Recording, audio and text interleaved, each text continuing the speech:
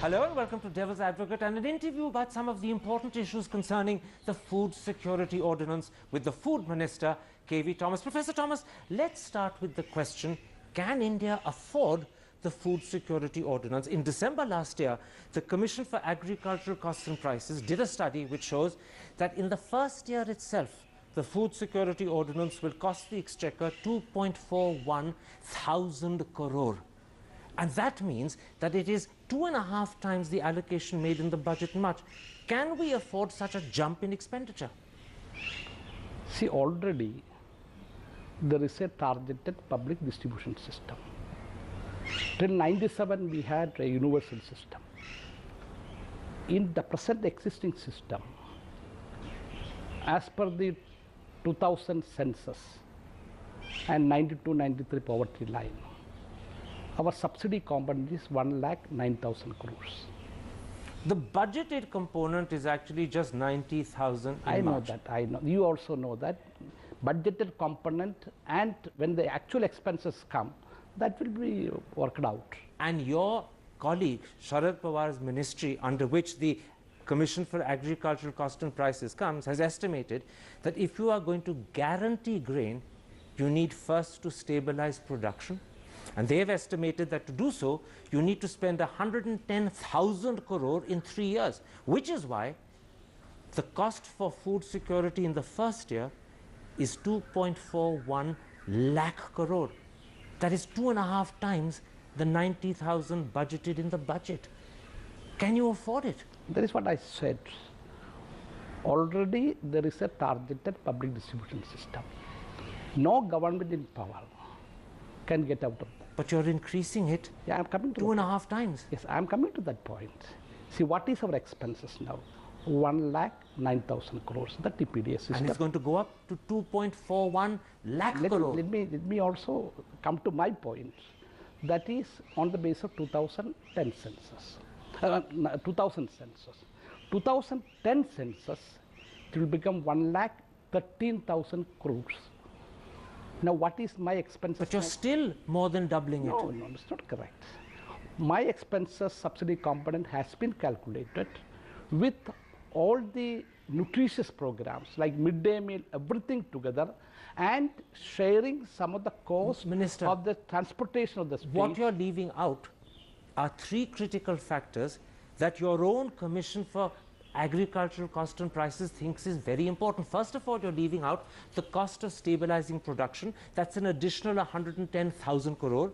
Then you're leaving out the cost of developing external and extra storage. You have storage capacity for perhaps 30-40 million tons. You need it for an additional 30 million tons. And you're also leaving out the cost of extensive railway extension to give you the carrying capacity altogether. What the CACP has said is that in 3 years, you will be charging an additional 6.82 lakh crore, 6.82 lakh crore to the Exchequer. Can you afford it? You see, already at present, there is an existing scheme by which I need 60 million tons.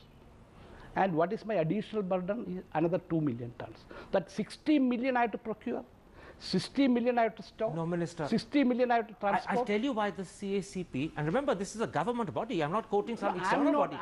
The CACP says that you are overlooking the fact that in 2002-2003, grain production suddenly fell in that 1 year by 38 million tons. Now when you're guaranteeing it, if that happens again, you're in trouble. I'm looking at the data provided by the Ministry of Agriculture, with me. Which is where the CACP comes. CACP should be also part of that. So why have you ignored?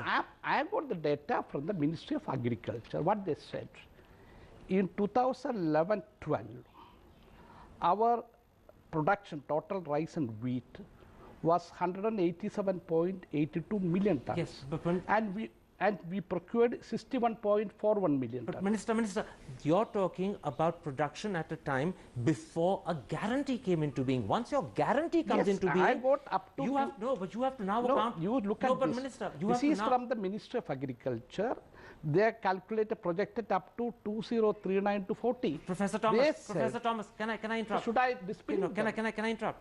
You see, you're talking about production at a time when there was no guarantee given by law to the people. Now there is a guarantee. And if after the guarantee production falls dramatically, as happened in 2002, 2003, when it fell by 38 million tons, you need to have stabilized production to ensure you can ride out that sort of problem, which is why CACP says you need to spend an additional 110,000 crore. See, I have got a different commitment. I have to look into this. Instead of a welfare scheme, I want to make it a legal entitlement. This is why the CACP warning is so important. That may be their views, but I have taken all these calculations from Agriculture Ministry. Let me put it like this, because I don't want to confuse the audience with too much technical detail or too many figures. You're saying to me that the concerns expressed by the CACP in December, just 6 months ago, and the CACP is part of your government, are concerns that you have set aside or you don't take seriously or you've overridden. That's what you're saying. No, I don't want to bring CACP on a discussion point like this. What I am telling is, my data is from the Ministry of Agriculture. So you're ignoring the CACP warning? CACP's recommendations very often were rejected, very often were accepted also. But this time you've rejected? No, I'm neither rejecting or accepting. I will go through that. I will definitely. It's a bit late to go through it now because the ordinance has come into effect. That is our direction of concern. From a welfare scheme, I am going to a legal entitlement. That is my concern. Which is why the CACP concern is paramount, because they say without stabilizing agriculture, you can't guarantee it. As a government, we have discussed all those things, and we have come to a conclusion that our commitment is legal entitlement. Let's then move away from the question of affordability. Let's come to a second equally critical question, whether you can actually meet the guarantee you've given. And the concern is this: can you ensure that the people to whom you're guaranteeing cheap grain will actually get it? Because once again, the CACP says that in 2009-10, of the 42 million tons of grain allocated to the targeted public distribution system, only 60% got through to the intended beneficiaries. 40% was wasted. Can you be sure the same thing won't happen again, perhaps even on a bigger scale? There also we have to examine this. In 2009, during storage, transportation and procurement, my damages and losses was to the tune of 2.5%. Now with this year, my losses have come down to 0.07%. I have to point out to you that the CACP, which is the government body, has said that your loss in 2009-10 was 40%. Don't put everything on a CACP. It is an institution, I respect it. But the CACP is part of the government. It comes under the Ministry of Agriculture. CACP as a Bible. Don't take CACP as a Bible. Very often the cabinet, many of the recommendations of CACP has not been accepted. There has been occasions. I was in the parliament. So this is another warning from the CACP that's rejected again. And do you think that I should follow CACP only? Except that they're your official advisors. They're part of the government. Man, you're an experienced person. Are you going to tell me that I follow only CACP? Should I follow the Agriculture Ministry and their recommendations? Should I not follow that? But the CACP is part of the Agriculture Ministry. Yes, all right. Part of the agriculture. So many institutions are there. Their recommendations are looked into it, examined. I have a lot of accept for CACP, but sometimes, very often, we have not accepted the recommendation. Let me put it like this. It is your prerogative as a minister whether you follow the CACP or ignore the CACP. One consequence of ignoring the CACP, particularly if the CACP turns out to be correct in its calculations, is that in the first year of food security, you will end up wasting over 90,000 crore. And over 3 years, they say you will end up wasting 270,000 crore. Can India, essentially a country where you have money that is needed by the poor, afford such levels of waste? See, my concern is for nutritious food to the people as their legal right. That is where I stand now. And there is an existing system where there are lacunas. We are correct. For example, you are telling about the losses and damages. In the public distribution system, there are damages. Even there are loopholes to the tune of 10 to 15%, which we are correcting. See, when I started in 2009, we had 22 crores of ration cards. From that, it has come down to 16 crores. Minister, the point I made was a little different. I'm actually asking you, as a minister, if the CACP, who you've rejected, turns out to be... I'm neither rejecting nor But you're ignoring them. You're ignoring them. Don't have that understanding. Let us, we accept certain things. Certain things we examine. Don't make any institution as above everything. All right. I won't put the CACP above you. You are minister. You come first. They come later. The question I'm asking is this, and I'm repeating it. If the CACP turns out to be right, then they are saying that in the first year of food security, you will have wasted over 90,000 crore, and over 3 years, you will have wasted over 270,000 crore. See, you should understand there is an existing system by which I am committed to distribute 60 million tons through the PDS system, and what additional is 2 million tons.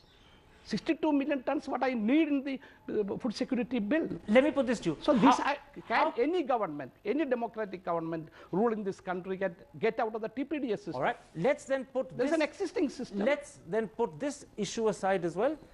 Let me come to this question of the additional procurement of grain that is necessary so you can fulfill your obligations under the food security law. You're saying it's only 2 million tons. The CACP and many experts say that actually the additional procurement will be close to 5 or 6 million tons. See, I got data which is projected by the Ministry of Agriculture, where they have projected up to 2039 to 40. And they say in 2039-40, we will have to procure production of 253.24 million tons. Minister, and we have to procure 82.75. And look at last year. Minister, just give me 1 minute. That's a projection. Let me give you 1 minute. Last year I procured 82 million tons when I needed only 60. But Minister, then I had to distribute it Minister, under the various schemes. What happens if your projection for this year or next year goes wrong? Remember, we're a monsoon-dependent agricultural country. If the monsoon fails, which it often does, what will you do? You'll then have to import to make your guarantee filled, and that means you will ruin the current account deficit even more, and it's already worryingly bad. You will damage the rupee, and you will kick up inflation at home. Even though I'm a Thomas, I'm not a doubting Thomas. I am not a doubting Thomas. I have got some parameters. I depend on the parameters, and I trust that parameters. What I did is... Are you trusting too much? That's what I'm asking. You're relying on projections. My practical knowledge, you remember, last year I had to procure 82 million tons when I needed only 60 million tons. And I had to get out of that stock through different mechanisms like OMS scheme, export. Can I put this to you? Yeah. Many analysts, many industrialists, many economists are worried that your food security scheme is well-intentioned, but it's financially unviable. They say that this is something India should have undertaken when growth was at 8 and 9% levels. Now that it's fallen to 5, this is risky. Postpone it by 2-3 years, it will be acceptable then. At the moment, it's inadvisable. You know, what is the present complaint? You started this in 2009. Why you take 4.5 years? If you'd done it in 2009, you would have been doing it at the right time. You're doing it actually when the economy has collapsed in terms of growth. I initiated in 2009. I had to make so many infrastructure developments. I'm not asking I've done it that. I was not sleeping Minister, these I'm 4.5 not questioning the delay. I'm not questioning the delay. I'm questioning, have you chosen the wrong time to start? Not at all. We have to start at a particular point of time. We have done our homework. I am 100% confident. The economy can withstand the additional burden at this point India in has time. the capacity. India has the ability to implement this. You're not worried that this will put off investors, that it will retard growth, that it will damage the rupee, and worst of all, it will increase inflation. When you are giving food to the people as a right, my priority is for them. I am very confident. In which case, what do you say to Chief Minister Jayalalitha of Tamil Nadu, who at the moment has a public distribution system that gives 100% coverage? You're now forcing her to reduce it to 67%. No. And more importantly, she points out that the allocation that she gets at the moment of 296,000 tons per month will fall to just 224,000, which is a reduction of 25%. I can assure you, every state, whatever they are getting now, will be ensured to get that, number one. So Jayalalitha's concerns are wrong? Wrong. I already talked to all these people. Second, she is giving free. How? I am giving at 5 rupees per kilogram per rice. She gave a concession of subsidy of 5 rupees. Now tomorrow I am going to give her 3 rupees. They are getting a benefit. I don't think. In other words, she's saving 2 rupees of her subsidy. Yeah. All right. Let's leave that there. Let's take a break. And when I come back, I want to talk to you about the manner in which the food security law has been enacted. Why have you chosen an ordinance when Parliament is going to be meeting in 3 weeks or 4 weeks' time, and a bill would have been more suitable? That's in a moment's time. See you after the break.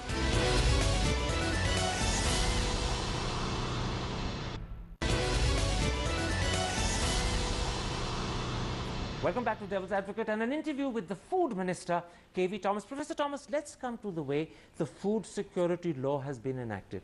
The monsoon session of Parliament will happen in 3 or 4 weeks' time. So why have you done it by ordinance just before Parliament convenes?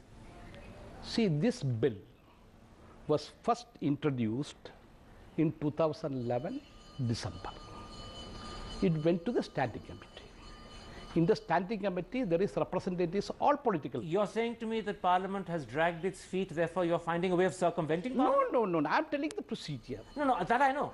I'm telling why have you gone for an ordinance I'm now? coming to that point. My point is that we are not hasty. We are not come out of the way. We are not circumvent the Parliament. The Parliament sent to the standing committee, that is important point. Standing committee has representatives from every political party, and standing committee's recommendations we accepted together. Minister, you're not circumventing Parliament, because before this becomes permanent, it has to be passed by Parliament. But what you're doing is you're misusing an ordinance.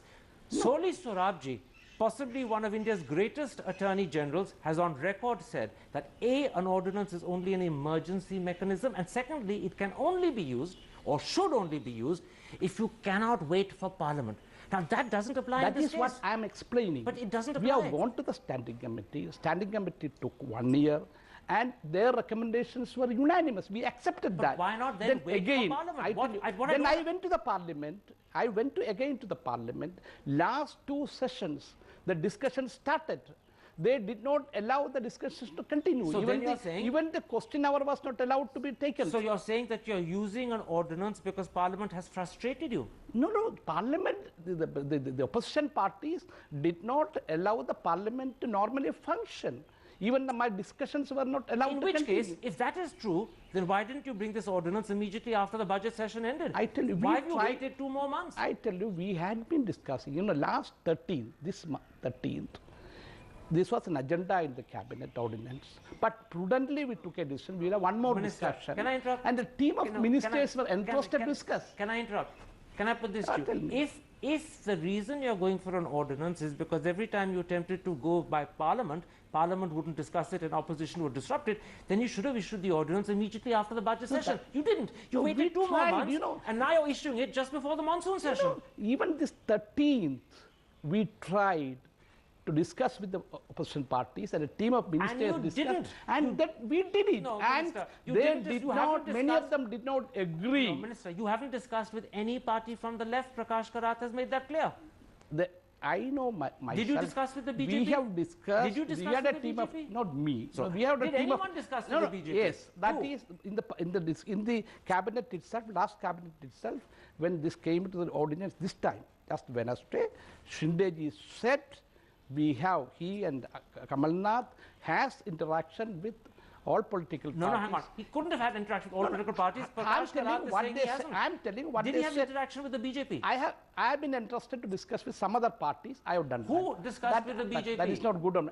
I am told in the cabinet by the Shindeji that they have discussed with all the political parties. But does all parties include the BJP? I keep emphasizing this. It does. So hang on. This is very important. You're saying to me that the government did discuss with the BJP, and because you didn't get a favorable response, you're then going for an ordinance. Yes. You're on record saying this. Yes, I am telling you, because this was disclosed in the cabinet by none other than the Shindeji. So when the BJP turns around and says that no discussions were held with it, you're saying they are being less than truthful. No. I am trusting my colleague who said in the cabinet, this has been discussed. With the BJP? I'm repeating that again and again. Yes, they said including BJP. He told me in the cabinet that they want the Chhattisgarh model. They don't want this. This is their answer to this team of Shindeji and Kamal Nath. That is what I could understand. In other words, you're not prepared to accept any of the amendments the BJP or the left we are bring. ready. We are ready. Let them agree to have this discussed in the parliament. Well, it's very possible that you may have to accept some of those amendments because the Samajwadi Party is against it. So if you're going to get this passed in Parliament, you may have to accept amendments. Are you open to those amendments? We know the democratic principles. We are ready. Let them allow us to discuss. Even you know, if they discuss even it, though I have to again come to the parliament before 6 months' absolutely. time. If they permit a discussion, will you be open to their amendments? Why not? We have to discuss that. You are open to their how amendments. can I say you bring the amendments and I accept? You cannot do that. You're open. Neither you know. You're we are open in mind. That is why, you know, my burden, you should understand, my burden after I accepting the standing committee's recommendation more doubled. I understand. The one thing I'm going to underline for the audience, when you say you're open to amendments, it also suggests that the bill that finally emerges may be different to the ordinance that was issued on Friday. I cannot say that now. Now there is an ordinance. Yes. Let the discussion start. And then the bill will emerge, but it could be different. No. I don't know. Nor do I. But it's possible you can it take may be. any assumption. You have the right to take assumptions. But as I stand now with the ordinance, I am going along with the ordinance with letter and spirit. All right, Minister. We'll leave it there. A pleasure talking to you. Thank you.